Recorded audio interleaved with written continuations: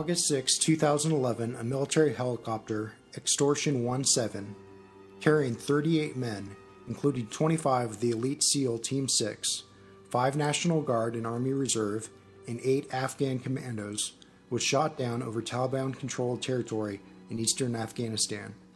They had been on a top-secret mission to take out a high-value target. It was the worst loss of life in a single day since the war in Afghanistan began. Per a 1,250-page military report, it was simply the result of a quote-unquote lucky shot by Taliban soldiers perched on top of a building. Per families of those killed and military experts at a press conference held May 9th, this is a lie, among a host of other lies. That one of two things happened. 1. The Obama administration sent American soldiers on a suicide mission. Or 2. The Obama administration set up our American heroes, that is, had them murdered. Whatever the truth is, per the families and military experts, this resulted in a massive cover-up by the Obama administration. Let us look at some of the things that the families and military experts pointed out in the press conference. We have identified 7 topics. 1. Vietnam-era CH-47 helicopter used. The helicopter used to carry our troops into Taliban territory was a decrepit Vietnam-era CH-47 Chinook, built in the 1960s. The normal helicopter used for special ops, the helicopter SEAL Team 6 exclusively trains with, was the state-of-the-art MH-47. It would be fair to say that before our son's death, Billy and I thought that we understood the severity that we faced as a nation under this current administration. But after his death, we began searching for answers, as Billy told you already. And as we searched, we became tragically aware that perhaps the cruelest, most deceitful acts of this administration have been perpetrated against the very ones fighting and dying to protect and defend it. We found that on the night our son and 29 other brave, fearless American warriors were shot out of the sky on a mission to capture a high-value in the Tangi River Valley of Afghanistan, we learned that this valley was an incredibly hostile territory which our military had cleared on 7 prior occasions and then turned back over to the Afghanis, who could not maintain its stability.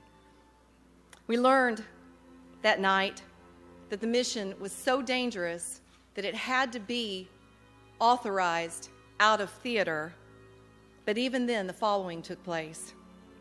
The most elite warriors in our nation's history, the now unfortunately not so secret SEAL Team 6, were flown into battle, as Billy said, that night on a CH-47D Chinook chopper rather than the Special Forces aviation that these men trained with throughout their entire careers.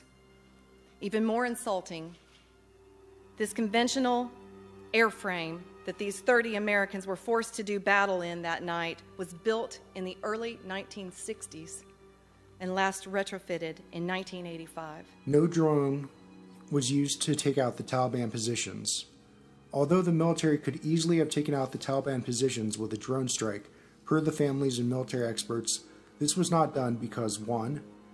There were possible quote-unquote friendlies among the Taliban, and 2. They wanted to, quote, win the minds and hearts of the enemy, unquote. I said, why didn't they take it out with a drone? To win the heart, what's his name? Admiral, he's lucky he ain't here. Admiral Horowitz turns around and says, to win the hearts and minds. How about my heart? How about my mind? I cry every day. My kids cry. To win the hearts and minds of them people, they hate us. They hate, my son told me they hate us. They know the rules of engagement. After the crash site, the Taliban walked up with kids in front of them to see if they could skin our kids alive. 3. Intel indicated Taliban were planning on shooting down a helicopter. Although the military had intel that the Taliban were planning on firing on a helicopter, although an intense battle had been raging for several hours, although normal protocol mandated that the CH-47 required at least 1 gunship escort, all normal rules of war were suspended. Mr. Strange brought up an incredible point when he stood there before the Commander-in-Chief. If we had people that understood what it meant to get off in a combat zone, in a raid, I think the decisions you would see happening and the actions would be different.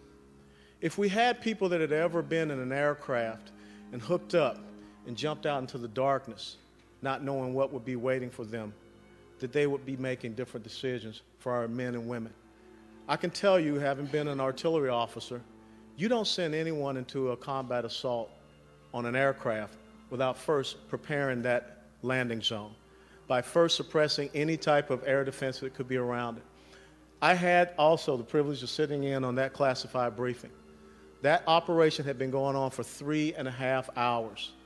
To launch a Chinook helicopter into the night to go into an operation, a hot zone, that was something that was absolutely violates every single principle of employment and tactics for the United States military. Why that was done, I have no idea. By May 11, the military says, Intel knew that over 100 Taliban fighters were moving in to the Tangi River Valley to shoot down, to give an extraordinary effort to shoot down an American helicopter loaded with American warriors. The Taliban sitting there with machine guns, motorcycles, phones. Who called them to tell them? Now for some of the more sinister aspects of the charges. 4. Original Afghan commandos were pulled at the last minute. There were 8 Afghan commandos on board the CH-47. Who were they? We don't know. At the last minute, they were replaced without changing the manifest. It was as if someone knew they were going on a suicide mission and pulled them out. The official in charge of the investigation, General Jeffrey Colt, in his 1,250-page report, did not address this fact. Additionally, it appears the Taliban knew the CH-47 was coming, knew the exact time and route they would be using, that the Afghan commandos originally on the helicopter probably tipped the Taliban off. By the time that Aaron deployed in June, Karen and I knew that Aaron and these men would be working in the Tangi River Valley, Wardak province of Afghanistan. We knew, apparently it's very possible that the Taliban knew. As Larry told you, Karen, in the military testimony, 7 Afghan that night, and those are not the same names who were on the manifest. In a meeting with a high-ranking admiral, I said something about this, said it must not be a big deal. The man with him said, Mr. Vaughn, it's a very big deal, because it was passed over. He said, it's a very big deal. That should never happen. In fact, after the crash, we had to notify the families of the men we thought were on the chopper, re-notify them and tell them that their sons were okay. He said, the reason why they were not on the chopper is at the last moment a commander changed his mind about the Afghans he wanted on the chopper. I didn't think to ask the right questions that day. But a few days later, as it weighed in my mind, what commander? Was this a commander on the chopper with Aaron? Was this a commander on the ground? Was it an Afghan commander? Was it a commander out of theater? Where was the commander? I called SOCOM again, talked to the same guy, asked him those questions. The man who was there a month over the investigation. He said, Mr. Vaughn, we didn't know about the swap. 5. Everyone was immediately cremated. Everyone on Extortion 17 was immediately cremated without permission from the families, supposedly because the bodies were so badly burned in the crash. In fact, the remains of American and Afghan soldiers were more than likely mixed, and American remains may have come home under Afghan flags. Our families were subjected to what I would consider an atrocity on August 9th of 2011 at Dover Air Base. We stood stunned as 38 unidentified caskets were ceremonially paraded in front of us, each with equal honor. 30 were covered appropriately with the American flag. 8, with equal honor, were draped with the Afghani flag, which raises another question that I demand an answer to. Since most of the remains, due to a terrible fire in the explosion, had to be identified through DNA and dental records,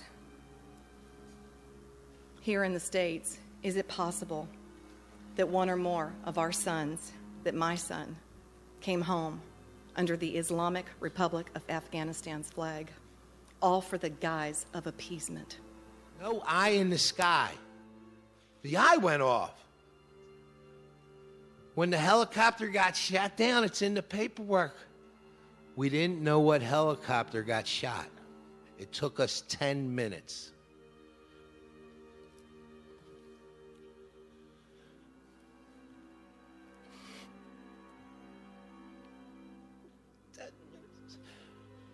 My son, right? My son, Michael, was fighting for his life. Nobody came and helped. They didn't have the pathfinders there to check the area. Nobody checked the light. Nobody count. Who's calling the shots here? This is bullshit. They told me my son had to be cremated. Everybody has to be cremated. My son didn't need to be cremated. I got pictures of my son. He was fighting. He had a gun in his hand. Come on. Fighting for this country, for us. And you're going to lie to me and slap me in the face? I called the command. I said, why'd you cremate my son? My son didn't want to be cremated. What do you mean? I got pictures of him. When I asked for the autopsy report from Dover, they sent me a disc with pictures. He's sitting there fighting. Everybody was burned beyond record. No, everybody wasn't burned beyond record. Another lie. 6. Missing black box. Where is the CH-47 black box? Supposedly it could not be found. This is highly unlikely, as they are virtually indestructible and have a tracking device. I said, how about the black box? Black box got blown away by the flood in Afghanistan. Come on. Can't find the black box, which is really orange? I looked it up in Google. Them black boxes don't go away. They lose black boxes in the swamps in Florida, and they find them. You're going to tell me you can't find the black box? Not acceptable. 7. Obama permitted a radical Islamic imam to curse our heroes. In one of the most shocking revelations in the Obama presidency, Obama disallowed the name of Jesus to be spoken during the initial military memorial service in Kabul, but permitted a radical Islamic imam to curse our dead heroes.